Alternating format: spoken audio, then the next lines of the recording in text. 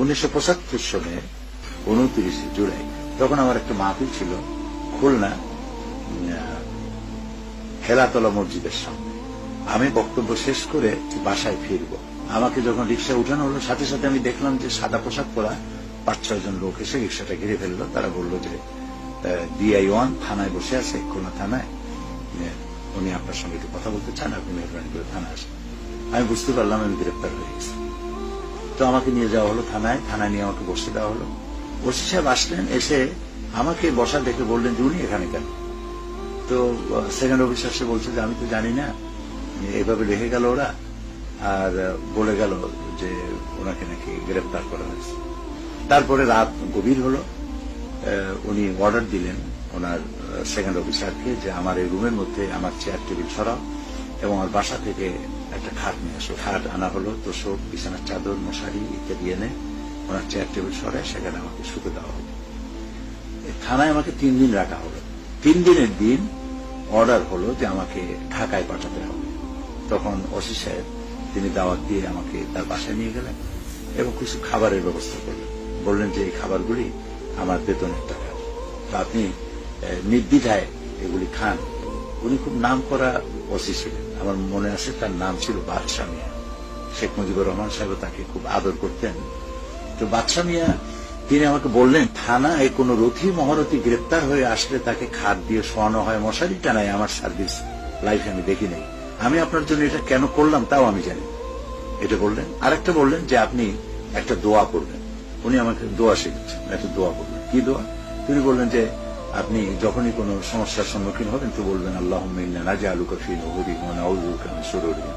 তাই আমি বললাম আপনি এটা জানেন কি করে? তিনি বললেন যে এখানে মৌলানা মওদুদী সাহেব আসছিলেন, এই যে হাদিস পার্কে, খুলনা হাদিস পার্কে তিনি বক্তব্য রাখছিলেন, তিনি হাদিস থেকে এটা উল্লেখ করেছিলেন, আর আমি ডিউটিতে ছিলাম, আমি এটা নোট করে নিয়েছিলাম, মুখস্থ করে নিয়েছি। তো আমি দেখলাম যে লোক আল্লাহর মেহরবানি হাদিসের খোঁজ খবর রাখে। আমি বললাম তো আমার এটা তো মুখস্থ আছে, আপনি স্মরণ করেন, আপনাকে ধন্যবাদ। পুলিশ লাইন থেকে 5 জন পুলিশ, একজন হাবিলদার সহ 5 জন পুলিশ, তাদের কাছে দেখলাম দড়ি আছে আর আছে তাদের কাছে হ্যান্ডগান। তোরা জিজ্ঞেস করছে স্যার কাকে নেব, ঢাকা কাকে নিতে হবে? তো এটা বলার পরে ওসি সাহেব বললেন যে তাদের ধারণা ছিল যে আসামি হাজতের মধ্যে। তিনি বললেন যে না, এই তো আমার সামনে বসান। তো আমার একটা কালো জামা গায়ে যাওয়া ছিল, সাদা একটা রুমাল ঘাড়ে ছিল, হাতে একটা তসবিহ ছিল, আমি বসে আছি। ওরা দেখে আটকে উঠেছে। এখন ওরা আমাকে কিভাবে নিবে? তখন দেখলাম ওরা পাশে গিয়ে পরামর্শ করতেছে, ফিসফিস করে পরামর্শ করছে, আমি শুনতে পাচ্ছি। তারা বলছে হ্যান্ডকাপ পরাবো কি পরাবো না, এই নিয়ে তাদের মধ্যে 2টা ভাগ হয়ে গেল। একজনে বলছে পরাও, আর 4 জনে বলছে না, দরকার নেই। তারপরে তারা সিদ্ধান্তহীনতায় ভুগছে। দারোগার কাছে, ওসি সাহেবের কাছে গিয়ে জিজ্ঞেস করলো যে আমরা এখন কি করব, আমরা তো সাহস করতেছি না হ্যান্ডকাপ পরাবার জন্য। তো ওসি সাহেব বললেন যে আমি তো এটা বলতে পারবো না, যেহেতু উনি আমার এখানে 3 দিন ছিলেন, নিজের ইচ্ছায় কোন সেন্ট্রি ছাড়াই তিনি গেছেন, উজু করতে গেছেন, গোসল করতে গেছেন, নামাজ পড়ে মসজিদে আবার এখানে ফিরে এসে বসছেন, আমি কোন পুলিশ ওনার পিছনে লাগাইনি। এখন লম্বা পথ তোমরা নিবা, তোমরাই চিন্তা করো কি করো। কিছুক্ষণ ভেবে হাবিলদার তিনি বললেন যে আমার দিকে তাকিয়ে বললেন যে আমার কোন ক্রমে আমার যদি চাকরি চলেও যায় তা আমার পক্ষে সম্ভব না আপনাকে হ্যান্ডকাপ করা। আমি আপনাকে এইভাবে নিয়ে যাব, তবে আপনি লক্ষ্য রাখবেন আমাদের চাকরিটা যাতে নষ্ট না হয়। আমি বললাম আপনারা নিশ্চিন্ত থাকতে পারেন। তা আমাকে নিয়ে তারা ট্রেনে উঠলো। সারাটা পথ তারা নির্বিঘ্নে ঘুমালো, আর আমি কমলাপুর স্টেশন পর্যন্ত খুলনা থেকে তাদের এই রাইফেলগুলি পাহারা দিলাম। এরপরে কমলাপুর স্টেশন থেকে নেমে ফজরের নামাজ পড়ে তারপরে তারা রাজারবাগ পুলিশ লাইনে আমাকে নিয়ে আসে।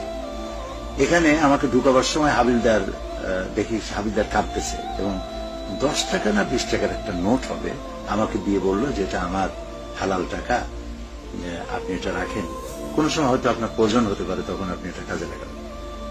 তো আমি দেখলাম তার চোখে পানি দেখে আমি চিন্তা করলাম যে আমি যদি এটা প্রত্যাখ্যান করি, যদি না নিই তো বেচারা মনে কষ্ট পাবে।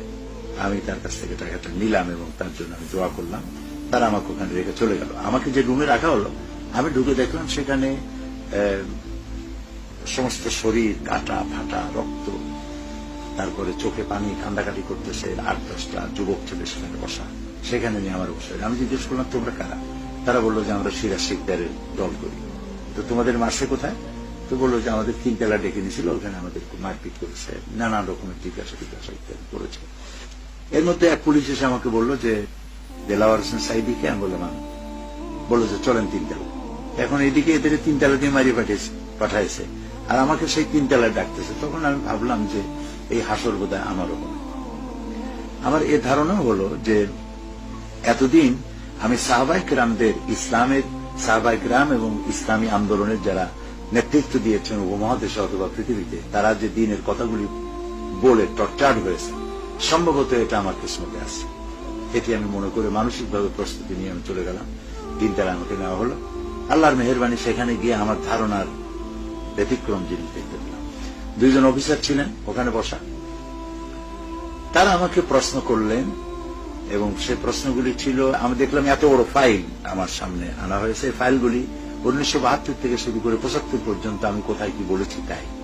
তারা বললো যে আপনি অমুক জায়গায় মোনাজাতে বলেছিলেন যে আল্লাহ তাআলা কাফেরদের হাত থেকে আমাদেরকে রক্ষা করো, এটা কেন বলেছেন?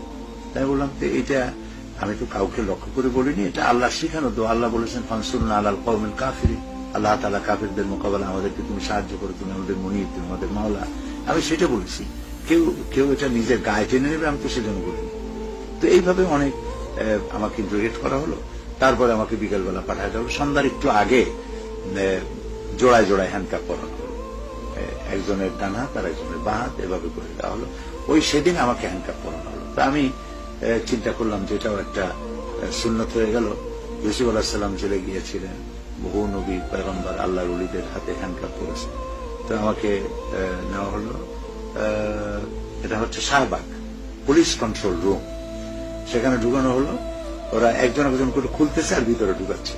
তো সেই অবস্থায় আমাকে একটা পুলিশ দাড়িওয়ালা বুড়া মানুষ, সে ঢুকাচ্ছে একজন একজন করে। যখন আমি পালাক্রমে যখন আমি আসছি, তখন ওই আমার সাদা পাজামা আর কালো জামা দেখে আমার দিকে তাকাইছে, চেহার দিকে তাকায়া এটা খুলতে ছিল, আর পুলিশটা কেটে ফেললো। বললো যে আহারে এইসব মানুষ ধরা আরম্ভ করেছে, দেশ তো থাকবে না। ঠিক এই কথাগুলি তিনি বললেন। আমি ভিতরে ঢুকলাম। সবাইকে ঢুকাবার পর এই পুলিশ বেচারা ঢুকছে আমার রুমে। রুমটা খুবই সংকীর্ণ। পুলিশ এসে আমাকে বলল, ওই সেই পুলিশটা যে আমাকে ওখান থেকে ছাড়লো, সে এসে বললো যে এখানে তো খাবার খুব নিম্নমানের, আপনার কাছে যদি টাকা থাকে তাহলে টাকা দেন, আমি আপনার খাবার এনে দিই বাইরের থেকে। তো আমি ওই সেই হাবিলদারের দেওয়া সেই টাকাটাই ছিল আমার কাছে পুঁজি, আমি সেটা তাকে দিয়ে দিলাম। সে তখন আমার জন্য খাবার নিয়ে আসলো। আমি সেই খানা খেয়ে, ঘুম আসতেছে না, এই পরিবেশ তো জীবনে পড়িনি কখনো, বিনা বালিশে বিনা বিছানায়। আমার কাছে শুধু একটা ছোট্ট কোরআন শরীফ ছিল, আর একটা রুমাল, আর কিছুই নেই, জামা পাজামা, বাস শেষ। এরপরে স্বপ্নে দেখি, সেই গভীর রাত্রে স্বপ্নে দেখছি বৃষ্টি পড়তেছে, মুষলধারে বৃষ্টি। সেই বৃষ্টিতে ছাদ চোঁয়া পানি পড়তেছে। আমি যে রুমে ছিলাম সেই রুমে পানি পড়ে একেবারে আমার খাটের কাছাকাছি এসে গেছে। তখন আমার ঘুম ভেঙে গেল এবং আমি চিন্তা করতে লাগলাম যেটা কি দেখলাম। পরে আমার ধারণা হলো যে বৃষ্টি আল্লাহর রহমত। তো আমি চিন্তা করলাম যে বর্তমান যে শ্বাসরুদ্ধকর অবস্থা চলছে সারা বাংলাদেশে, আল্লাহ তাআলার পক্ষ থেকে কোন রহমত, কোন কল্যাণ গোটা জাতির প্রতি হবে বলে আমি স্বপ্নের দ্বারা আমি অনুমান করলাম।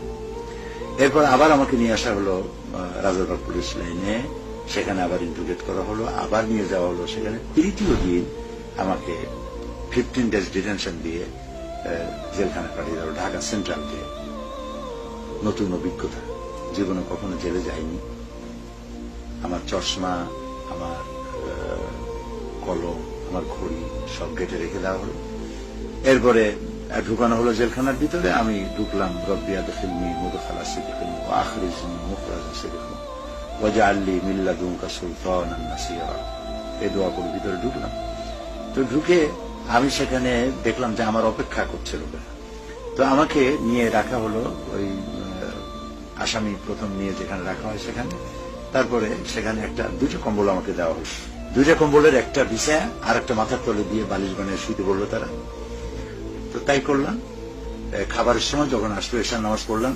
তো সে রাতের বেলায় খাবার নিয়ে আসলো আমার জন্য, যেহেতু আমি রাতে পৌঁছেছিলাম, সম্ভবত মনে নেই এখন। তো খাবার এলো, সেই খাবারটা ছিল খুব মোটা আটা এবং দুর্গন্ধ, মাছের ঝোল, তাও দুর্গন্ধ। সকালবেলায় দেখলাম মেজর জাইনুল আবেদিন, মৌলানা মতিন, লেবার পার্টি।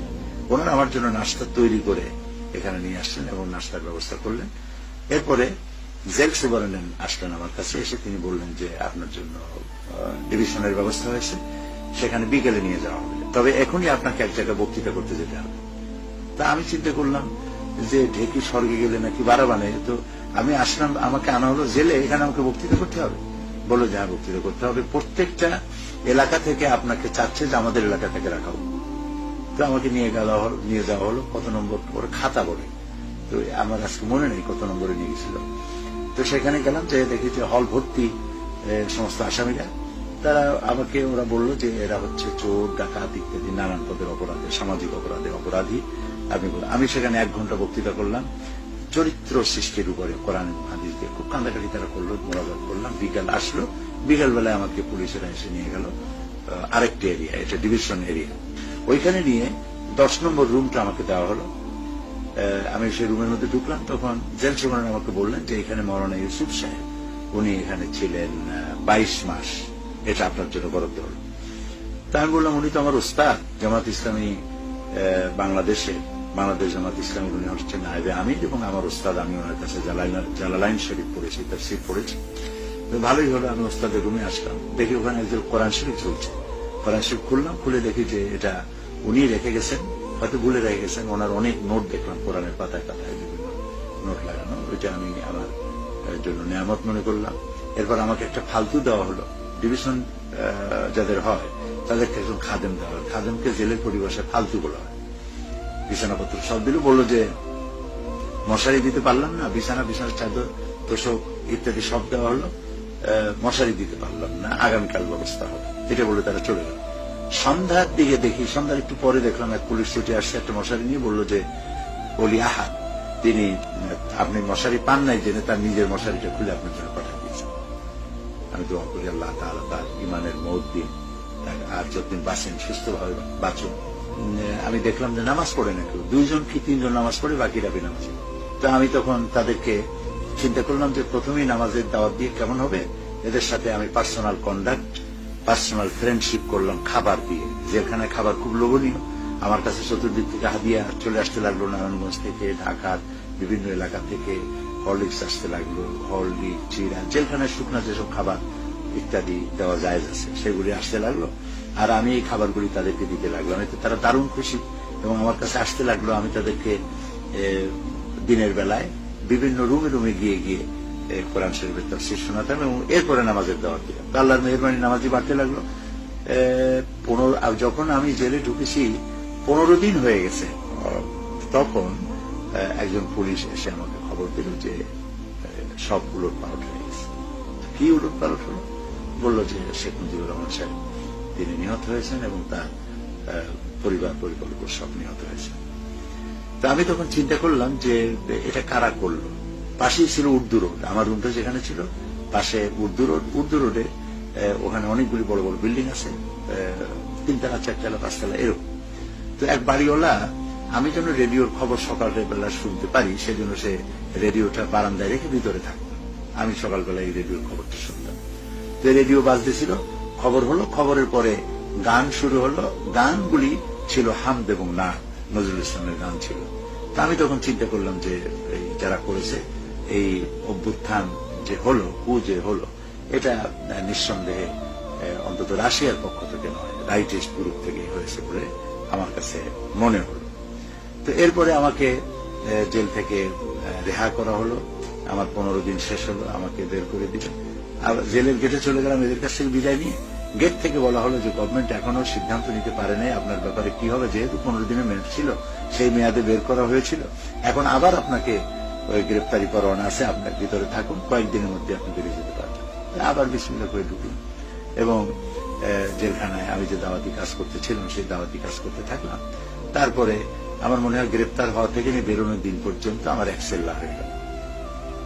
এরপরে যেদিন আমি বেরোই তখন DIG prison, IG prison, DIG prison এবং জেল সুপারিনটেন্ডেন্ট সহ জেলের অফিসার বৃন্দ তারা সবাই আসলেন এবং আমাকে দোয়া করতে বললেন।